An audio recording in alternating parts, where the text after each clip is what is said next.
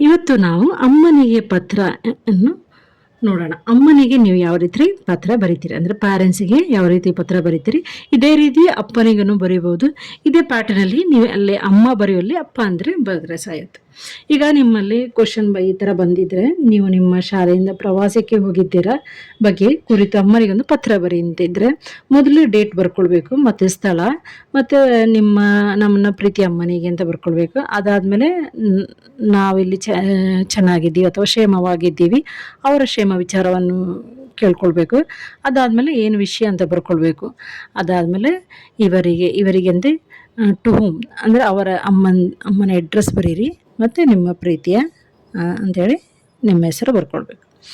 ಇವಾಗ ದಿನಾಂಕ, ಡೇಟ್, ಯಾವ ಡೇಟಲ್ಲಿ ನೀವು ಬರೀತೀರಾ ಮತ್ತು ಯಾವ ಸ್ಥಳದಿಂದ ನೀವು ಬರೀತಿದ್ದೀರಾ ಅಂತ. ನನ್ನ ಪ್ರೀತಿಯ ಅಮ್ಮನಿಗೆ, ನಿಮ್ಮ ಮಗನಾದ ರಾಜು ಮಾಡುವ ನಮಸ್ಕಾರಗಳು. ನಾನು ಇಲ್ಲಿ ಕ್ಷೇಮವಾಗಿದ್ದೀನಿ ಅನ್ನು ನೀವು ಬೇಕಿದ್ರೆ ಚೆನ್ನಾಗಿದ್ದೀವಿ ಅಂತಲೂ ಯೂಸ್ ಮಾಡ್ಬೋದು. ನೀವು ಅಲ್ಲಿ ಕ್ಷೇಮವಾಗಿದ್ದೀರೆಂದು ನಂಬುತ್ತೇನೆ. ಅಮ್ಮ, ನಾವು ನಮ್ಮ ಶಾಲೆಯಿಂದ ಮೈಸೂರಿಗೆ ಪ್ರವಾಸಕ್ಕೆ ಹೋಗಿದ್ದೆವು.